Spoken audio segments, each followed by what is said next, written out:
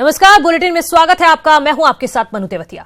Bulletin की शुरुआत करेंगे लखनऊ से आ रही बड़ी खबर के साथ। लूट और हत्या की वारदात से राजधानी के पुलिस विभाग में हड़कंप मच गया है। यहां व्यापारी से लूट की वारदात के दौरान विरोध करने पर व्यापारी को गोली मारकर हत्या कर दी गई उसकी।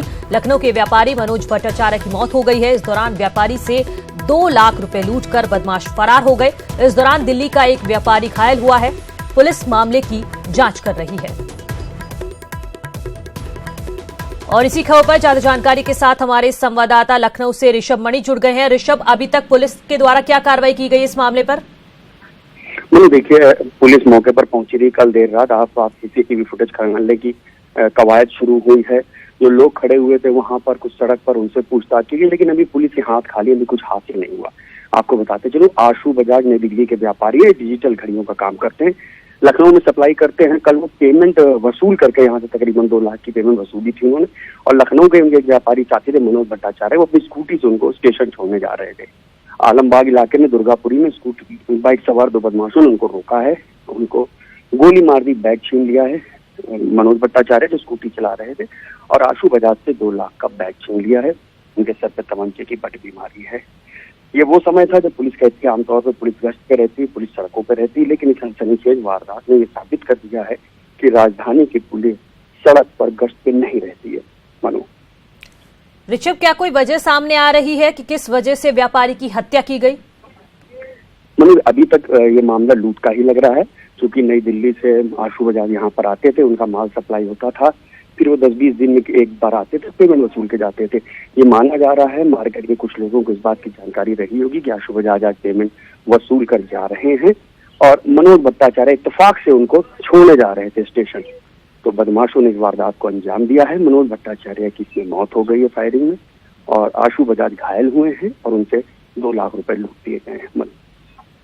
क्या फिलहाल पुलिस जो आशु बजाज जो आप बता रहे हैं घायल हैं, उनसे पूछताछ कर रही है, उनसे जानने की कोशिश की जा रही है कि आखिर इस वारदात को अंजाम क्यों दिया गया और कैसे दिया गया? मनु, देखिए, देर रात तक आशु बजाज की हालत बहुत अच्छी नहीं थी। उनके सिर पर तमंचे की बट मारी गई थी, वो घायल अवस्था में थे। वो इतना जरूर बता पाए कि बाइक सवार 2 बदमाश थे, उन्होंने स्कूटी ओवरटेक करके रोका है, बैग छीनने की कोशिश की है।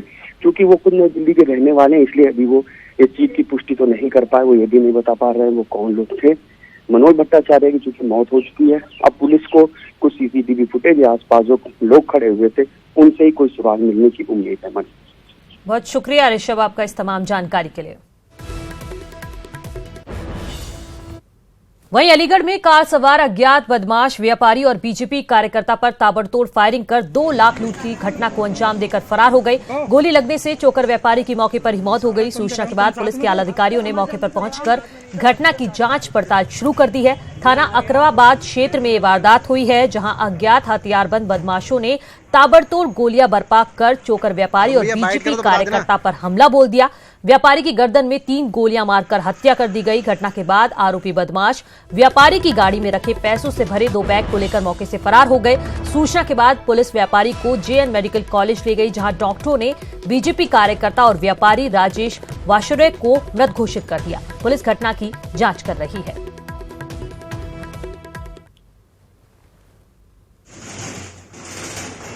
अज्ञात लोग ने निकल करके उसमें जो है राजेश वाशने को 2 गोली मारी है।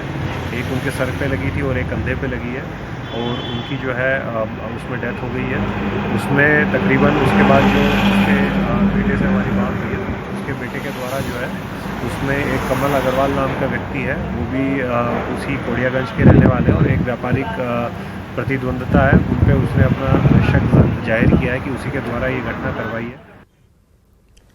और इसी खबर पर ज्यादा जानकारी के साथ हमारे संवाददाता प्रशांत जुड़ गए हैं। प्रशांत, क्या कुछ अपडेट है इस मामले में, फिलहाल वो बताइए। मनु जी, देखिए, लूट का विरोध करना व्यापारी को भारी पड़ा है, और ये व्यापारी बहुत इस तरीके से अलीगढ़ में व्यापारी को लूट लेते हैं, तो कहीं ना कहीं पुलिस से बड़ी सवाल उठता है कि आखिर पुलिस पूरे मामले में अभी तक पुलिस किसी व्यक्ति को गिरफ्तार नहीं कर पाती है, किसी आरोपी को गिरफ्तार नहीं कर पाई है। और जिस तरीके से सुरक्षा को लेकर कड़ा सवाल उठता है कि आखिर दिन पर दिन इस तरीके की घटनाएं बढ़ती जा रही हैं, और पुलिस हाथ पे हाथ रखे बैठी है। अलीगढ़ के एसएसपी अपराध रोकने में पूरी तरीके से फेल हो गए हैं। अलीगढ़ में अपराधों की बाढ़ सी आ गई है। जिस तरीके से व्यापारी को गोली मार दी जाती है, 2 लाख रुपए की लूट हो जाती है, लेकिन अभी तक पूरे मामले में पुलिस ने कोई कार्रवाई नहीं करी। और पुलिस अब देखना ये होगा कि आखिर पुलिस कब तक इस मामले को खोल पाती है, क्या आरोपियों को गिरफ्तार कर पाएगी या नहीं। बहुत शुक्रिया प्रशांत आपका इस तमाम जानकारी के लिए।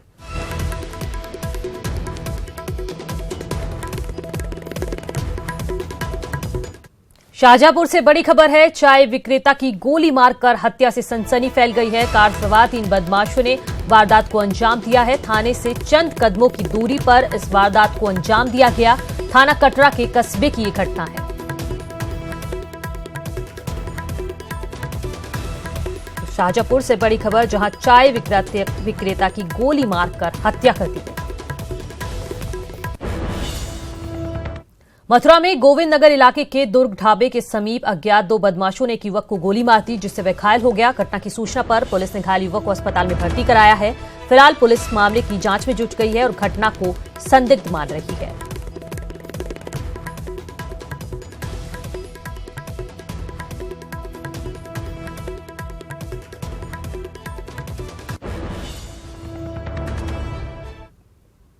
उधर फतेहपुर में महिला की अश्लील वीडियो वायरल करने की धमकी देने का विरोध करने पर आधा दर्जन लोगों ने महिला के घर पर धावा बोल दिया और महिला के ऊपर मिट्टी का तेल डालकर आग लगा दी, जिससे महिला बुरी तरह झुलस गई और महिला को बचाने में पति के भी दोनों हाथ बुरी तरह झुलस गए। जिसके बाद परिजन दोनों को लेकर नजदीक के अस्पताल पहुंचे, जहां डॉक्टरों ने प्राथमिक उपचार के बाद जिला अस्पताल के लिए रेफर कर दिया है, जहां दोनों का इलाज चल रहा है।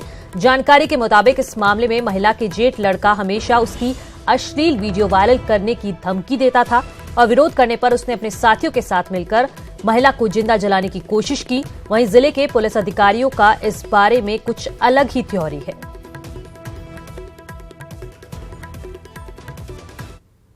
अस्पताल में उसका इलाज हो रहा, लगभग 40% जली है। उसका कहना है कि उसके जेठ उसके 2 लड़के और लड़कियों ने जला दिया है। इस संबंध में थानाध्यक्ष ललोली को मौके भेजा था। थानाध्यक्ष ने बताया कि पड़ोसी जो बता रहे हैं कि पति और पत्नी में विवाद हुआ था और उससे वो क्षुब्ध होकर औरत ने स्वतः आग लगा लिया और उसके बचाने में उसके पति का भी हाथ झुलस गया है। इस संबंध में और विस्तृत जांच करने के लिए मैं एडिशनल एसपी और सीओ को भेजा हूं मौका पर। जैसा तथ्य संज्ञान में तदनुसार कार्रवाई की गई। नोएडा पुलिस ने स्पा सेंटरों में छापेमारी की है। यहां स्पा सेंटर में लगातार अवैध व्यापार की शिकायत नोएडा पुलिस को मिल रही थी, जिसके बाद नोएडा पुलिस ने एक स्पेशल टीम गठित की और सेक्टर 18 में चल रहे कई सेंटरों में छापेमारी की। छापेमारी के दौरान कई लोग आपत्तिजनक हालत में मिले। इसके बाद नोएडा पुलिस द्वारा कई लोगों को हिरासत में भी लिया गया है। नोएडा के सेक्टर 18 में पुलिस द्वारा छापेमारी की गई। लगातार अवैध व्यापार की शिकायत पर पुलिस ने ऑपरेशन क्लीन चलाया। 15 टीमों को गठित किया गया। इन टीमों द्वारा कई स्पा सेंटर में छापेमारी की गई। बता दें कि नोएडा शहर में कई ऐसी जगह हैं इस तरह के जहां पर स्पा सेंटर चलते हैं। पुलिस की कार्रवाई में 25 लड़कियां और 10 लड़के गिरफ्तार किए गए हैं। स्पा मालिकों के खिलाफ गैंगस्टर एक्ट में कार्रवाई की जाएगी।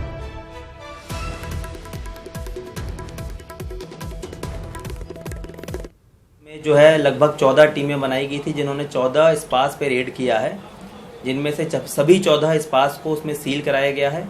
इनमें से 3 स्पास ऐसे थे जिसमें स्पा की आड़ में अनैतिक देह व्यापार की गतिविधियां हो रही थी। उनके विरुद्ध, इन तीनों स्पास के विरुद्ध समुचित धाराओं में मुकदमा पंजीकृत किया जा रहा है। जिन स्पास के खिलाफ ये विधिक कार्रवाई की जा रही है, उनसे तकरीबन 35 लोगों की गिरफ्तारी की गई है मौके से, जिसमें से 25 महिलाएं हैं तथा 10 उसमें पुरुष हैं। उधर कानपुर में पेट्रोल पंप पर काम करने वाले कर्मचारी को 10 रुपए की फटी नोट लेने से मना करना भारी पड़ गया। दबंगों ने मामूली से विवाद के बाद उसे जमकर पीटा। इतना ही नहीं, उसे बचाने के लिए आए साथी कर्मचारियों के साथ भी मारपीट की। मारपीट की तस्वीरें पेट्रोल पंप पर लगे सीसीटीवी कैमरे में कैद हो गई। घटना बर्रा थाना क्षेत्र के सचान पेट्रोल पंप की है। पुलिस फुटेज के आधार पर मारपीट करने वाले दबंगों की पहचान कर रही है।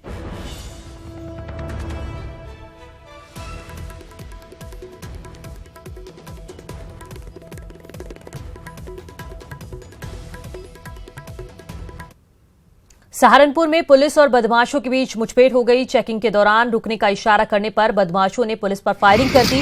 जवाबी फायरिंग में 2 बदमाशों के पैर में गोली लगी। इनमें एक बदमाश 25,000 का इनामी है, जबकि दूसरे बदमाश पर 10,000 का इनाम पुलिस ने घोषित कर रखा है। थाना कुतबेश्वर क्षेत्र के सब बदलपुर रोड की घटना बताई जा रही है।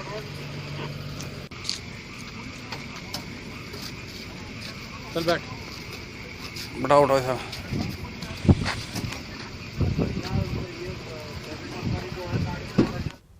हरदोई जिले में 3 मंजिल मकान के ऊपरी हिस्से में अचानक आग लग गई। आग लगने के दौरान मकान में कोई नहीं था। अगल बगल के लोगों ने जब खिड़की से आग की लपटें निकलती देखी तो इलाके में हड़कंप मच गया। लोगों ने तुरंत फायर ब्रिगेड को सूचना दी, जिसके बाद मौके पर पहुंची फायर ब्रिगेड की गाड़ियों ने आग पर काबू पाया। आग लगने से घर में रखा घरेलू और लाखों रुपए का कीमती सामान जलकर खाक हो गया।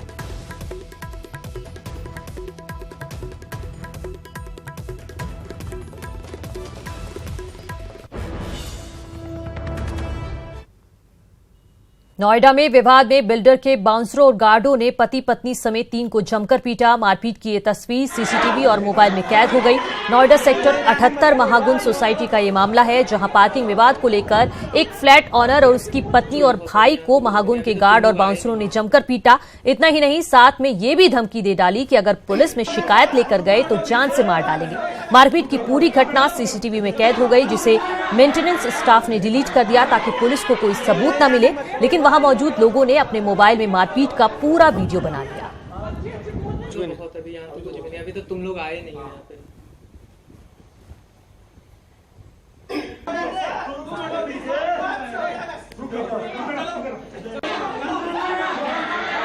आप देख सकते हैं तस्वीरों में किस तरह से गुंडागर्दी करते नजर आ रहे हैं। बाउंसरों और गार्डों ने पिटाई की है। यहाँ पर बिल्डर की पिटाई की गई है। अभी तो तुम लोग आए। बिल्डर के गुर्गों ने पिटाई की है। जो गुंडागर्दी आप देख रहे हैं तस्वीरों में।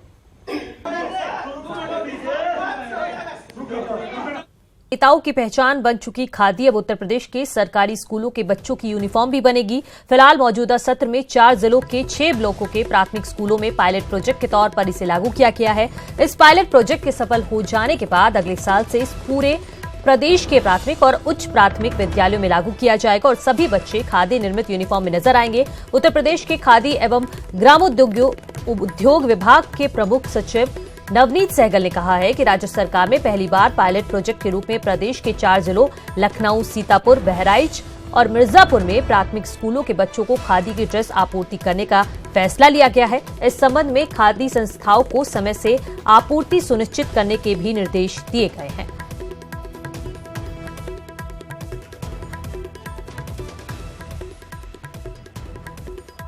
तो सरकारी स्कूलों में भी अब खादी यूनिफॉर्म होगी। अब बच्चे खादी जो यूनिफॉर्म होगी उसको पहनेंगे। सरकारी स्कूलों की पहचान बन जाएगी एक तरह से खादी, और ये खादी को एक बढ़ावा देने के लिए, उसका प्रचलन करने के लिए स्टेप्स लिया गया है। सीएम योगी आदित्यनाथ करेंगे वीडियो कॉन्फ्रेंसिंग। प्रदेश के सभी जिलाधिकारियों के साथ वार्ता करेंगे। प्रधानमंत्री किसान सम्मान योजना के संबंध की चर्चा होगी। लोक भवन में किया गया है बैठक का आयोजन। जीएसटी द्वितीय स्थापना समारोह में भी सीएम शामिल होंगे। आज सीएम का विधायकों से भी मुलाकात का कार्यक्रम है।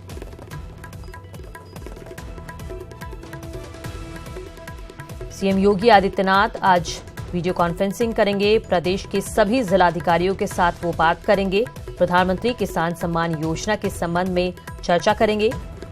इस बैठक का आयोजन लोक भवन में किया गया है। जीएसटी द्वितीय स्थापना समारोह में भी सीएम योगी आदित्यनाथ शामिल होंगे। उत्तर प्रदेश की स्वास्थ्य सेवाओं को लेकर यूपी सरकार गंभीर नजर आ रही है। जिला अस्पतालों में आने वाले मरीजों को किस तरह सुविधाएं दी जाती हैं, इस पर मुख्यमंत्री योगी आदित्यनाथ खुद नजर बनाए हुए हैं। प्रदेश की स्वास्थ्य सेवाओं को लेकर सीएम योगी किस तरह सक्रिय हैं, ये आप तस्वीरों में देखिए। पहली तस्वीर मुरादाबाद की है और दूसरी तस्वीर सहारनपुर की है। रविवार को मुख्यमंत्री योगी मुरादाबाद के जिला अस्पताल पहुंचे और स्वास्थ्य सेवाओं का जायजा लिया। सीएम योगी इसी तरह से सहारनपुर के जिला अस्पताल पहुंच गए थे और वहां मरीजों से बातचीत की थी। उनसे स्वास्थ्य सुविधाओं के बारे में पूछा था और जो भी कमियां उस वक्त दिखी थी उनको तत्काल प्रभाव से दूर करने का आदेश दिया था। तो 2 तस्वीरें आपके सामने, पहली मुरादाबाद, दूसरी सहारनपुर की, जहां जिला अस्पताल का निरीक्षण करने पहुंचे थे सीएम योगी आदित्यनाथ। मुरादाबाद रविवार को पहुंचे थे और इससे पहले सहारनपुर पहुंचे थे, जहां जाकर मरीजों का हाल जाना था। साथ ही साथ स्वास्थ्य सुविधाओं के बारे में भी सीएम योगी आदित्यनाथ ने जानकारी ली थी। गाजीपुर पहुंचे केंद्रीय कौशल विकास एवं उद्यमिता मंत्री महेंद्र नाथ पांडेय। पत्रकारों से बात करते हुए महेंद्र नाथ पांडेय ने कहा कि यूपी में होने वाले विधानसभा उपचुनाव में बीजेपी जीत हासिल करेगी। बीजेपी अनेक उपचुनाव जीत चुकी है। इसके साथ ही महेंद्र नाथ ने कहा कि सरकार स्किल इंडिया अभियान के जरिए देश में एक वर्किंग फोर्स तैयार कर रही है, जिससे सरकार युवाओं को रोजगार के बेहतर अवसर मुहैया हो सकेंगे।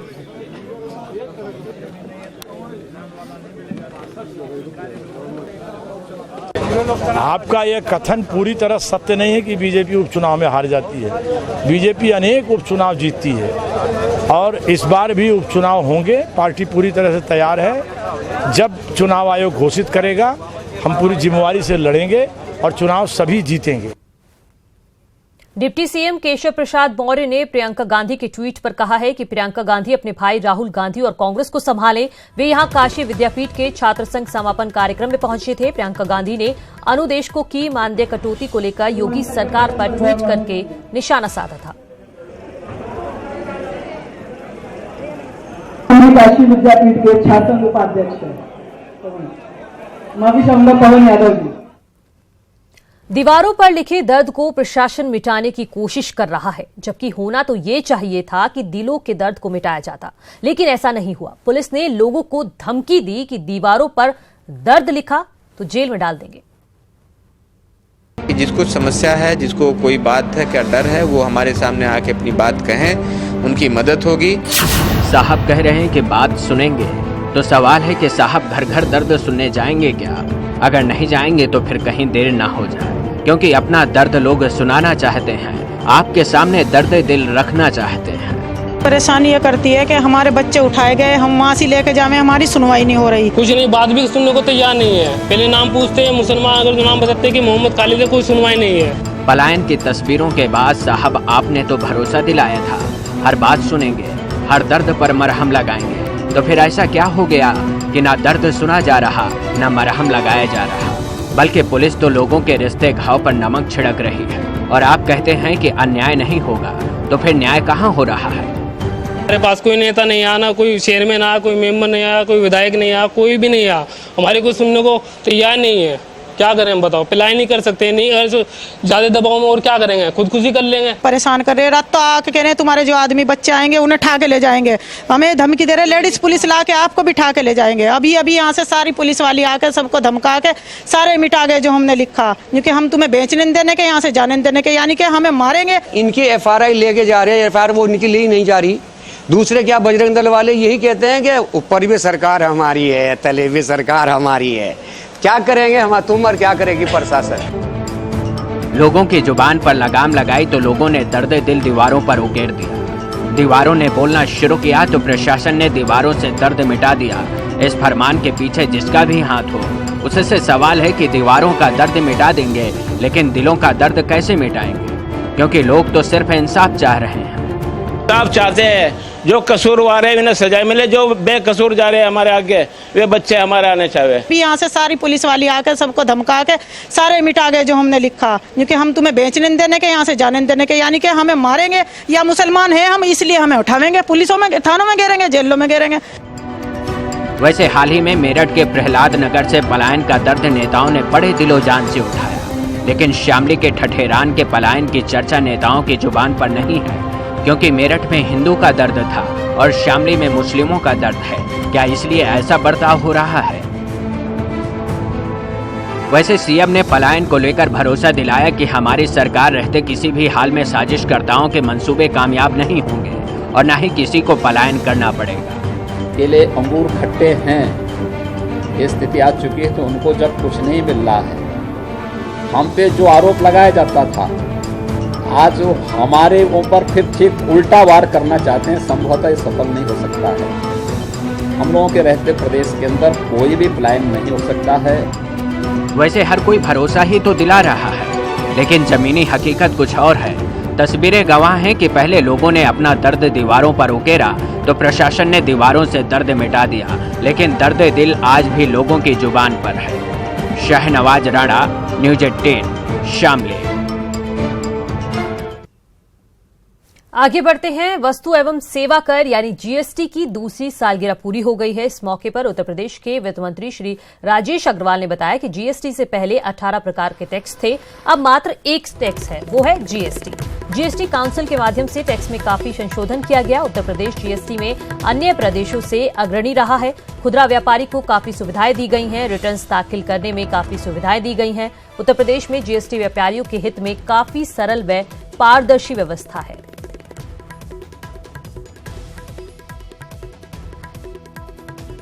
और उसका परिणाम ये हुआ कि लोगों को लगा कि हाँ, वास्तव में जो है वो जो कठिनाइयाँ हैं, जो इसके अंदर हो रहे माने नेगेटिव एटीट्यूड्स जो थे, उनको उन्होंने दूर करने का जो है विभाग ने प्रयास किया। और आज मैं कह सकता हूँ कि इन बैठकों के माध्यम से जीएसटी ने जो है वो अपनी पूरी की पूरी तरह से पकड़ बनाई है। और उससे ज़्यादा पकड़ जो है वो जीएसटी काउंसिल ने किया है। जीएसटी काउंसिल के माध्यम से भी इसमें बहुत सेवाएं की गई हैं। भारतीय रिजर्व बैंक ने आरटीजीएस और एनईएफटी के जरिए पैसा ट्रांसफर करने पर लगने वाले चार्ज को 1 जुलाई से खत्म करने की घोषणा की है। Real time gross settlement system यानी आरटीजीएस बड़ी राशियों को एक खाते से दूसरे खाते में तुरंत ट्रांसफर करने की सुविधा है। इसी तरह एनईएफटी के जरिए 2 लाख रुपए तक तुरंत ट्रांसफर कर सकते हैं। डिजिटल ट्रांजैक्शन को बढ़ावा देने के लिए रिजर्व बैंक ने इसे खत्म कर दिया है। वहीं देश का सबसे बड़ा बैंक भारतीय स्टेट बैंक 1 जुलाई से अपने होम लोन की ब्याज दरों को रिपो रेट से जोड़ देगा, यानी अब एसबीआई होम लोन की ब्याज दर पूरी तरह रिपो रेट पर आधारित हो जाएगी। इसके साथ ही बैंकों में बेसिक अकाउंट रखने वाले ग्राहकों को भी चेकबुक और अन्य सुविधाएं उपलब्ध हो सकती हैं। बैंक इन सुविधाओं के लिए खाताधारकों को कोई न्यूनतम राशि रखने के लिए नहीं कह सकते। बता दें कि प्राथमिक बचत बैंक जमा खाते से आशय ऐसे खातों से है जिसे शून्य राशि से खोला जा सकता है। इसमें कोई न्यूनतम राशि रखने की जरूरत नहीं है। वित्तीय समावेशी अभियान के तहत आरबीआई ने बैंकों से बचत खाते के रूप में बीएसबीडी खाते की सुविधा देने की अनुमति दी है। यह आदेश 1 जुलाई से लागू होने जा रहा है, यानी आज से।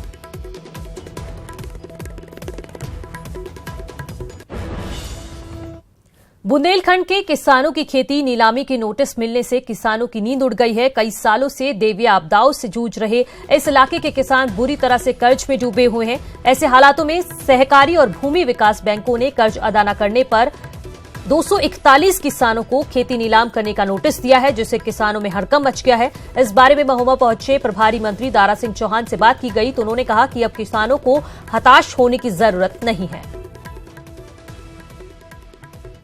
करा था मजूरी कर साहब, अब मेहनत मजूरी से खा रही है, पानी नहीं भर साहब, सूखा पड़ो है साहब, कहाँ से साहब चुका दी। कितना लिया था पैसा? 1,16,000। कब लिया था? 10-12 साल हो गए साहब, जब लो तो जब यहीं के लो। अब कितना हो गया? अब 4 लाख बताओ थे। निश्चित रूप से अगर यह प्रकरण आपने संज्ञान में लाया है, इस बात को मेरे संज्ञान में आ गया है। इस बात को मैं संबंधित अधिकारियों से बात करके जो हो सकता है किसानों और यहाँ के हित में महोबा के मैं काम करूँगा। आईपीएस अपर्णा कुमार की एक और बड़ी उपलब्धि, लक्ष्य डेनाली और 10 7 समिट्स को किया पूरा। माउंट डेनाली अलास्का संयुक्त राज्य अमेरिका की चोटी को किया फतेह। शीर्ष पर पहुंचकर तिरंगा फहराने वाली पहली आईपीएस बनी अधिकारी। डैनला के शिखर सम्मेलन से अपर्णा और उनके मार्गदर्शक सबेटेरियन ग्रेव ने रिकॉर्ड वॉइस से दिया है ये संदेश। अपने तीसरे प्रयास में माउंट डेनाली अलास्का संयुक्त राज्य अमेरिका के शीर्ष पर पहुंची हैं। अपर्णा ने 7 समिट्स चैलेंज को भी पूरा किया है।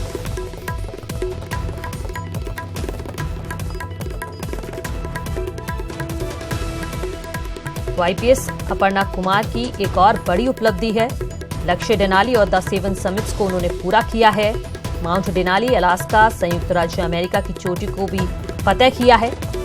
शीर्ष पर पहुंचकर तिरंगा फहराने वाली पहली आईपीएस अधिकारी हैं अपर्णा कुमार।